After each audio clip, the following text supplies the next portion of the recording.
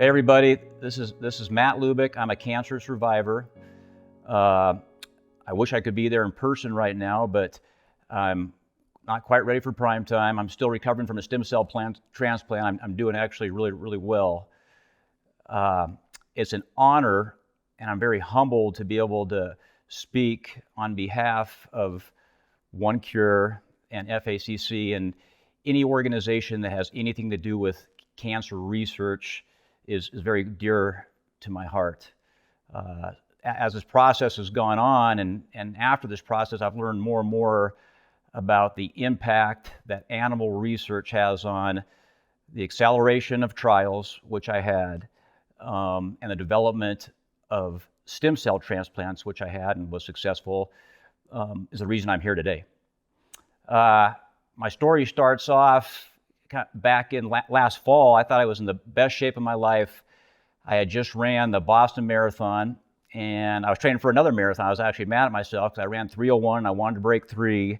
And one day I felt just a little bit off. And to be honest, I wouldn't have even gone or contacted a doctor, but I didn't want to mess up my training. And so I made an appointment with a doctor, and we did some blood work, and the blood work showed I had really low red and white blood cells. At the time, they didn't think it was leukemia because they did another test that showed the white cells I do have look normal. So I kind of went on for about a month or two thinking, hey, I'm good.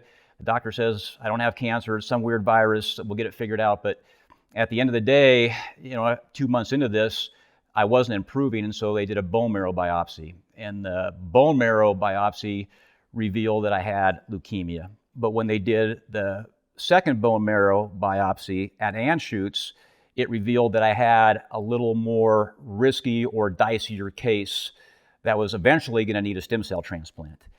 And that's where I was faced with my first big decision. They said, well, here's what we could do. We could start you today with treatment, and the protocol treatment for AML that they've been using since the 1970s is called the 7+3. That's 7 intense days of chemo, 3 weeks to cover in the hospital. It's a really toxic and hard on your body type treatment that's actually not even usable in patients that are older.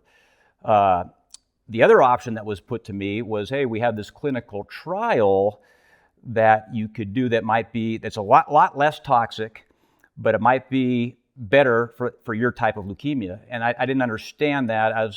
I was like, well, two things. Number one, it's a trial. I don't want to be a guinea pig, and I didn't really understand the significance and the purpose of how trials can really work.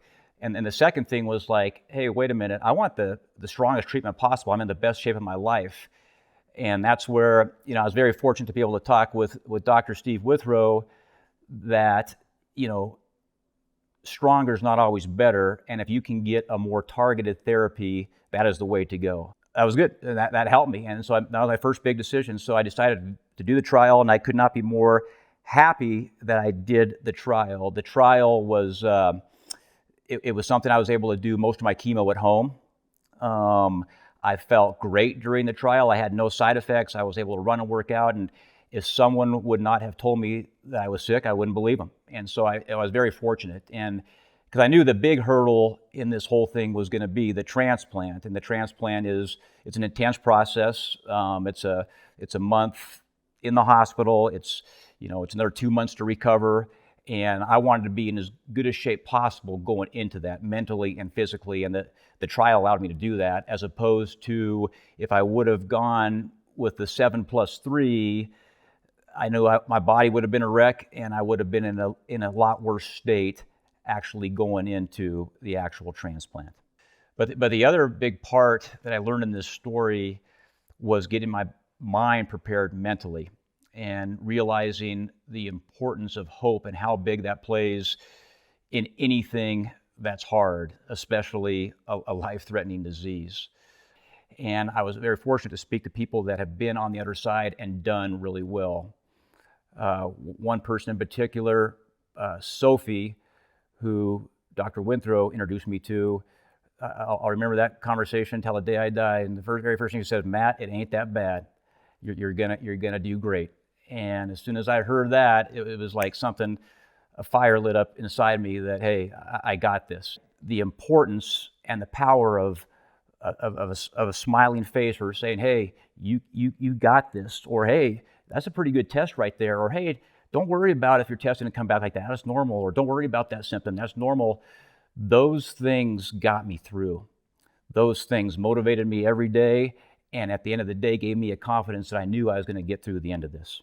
I had a lot of gifts of hope along the way from various people, and my family, I'd be remiss without mentioning them. My parents were by my side daily and gave me daily hope by their love and tenderness and care. And they actually gave me a dog named Hope, a little cute King Charles I look at every day, and it just inspires me on how if you believe in something, a good outcome, it can happen.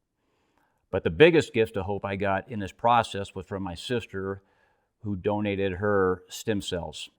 I'm so happy to say today that I'm living proof, because of trials, because of animal research for transplants, that you can come out on the other side. I feel like I've been given a gift to be able to help other people and give them hope. And you guys all have that same gift. We're all in this together. And together, if we all do our part, we're going to give hope to someone else. Thank you.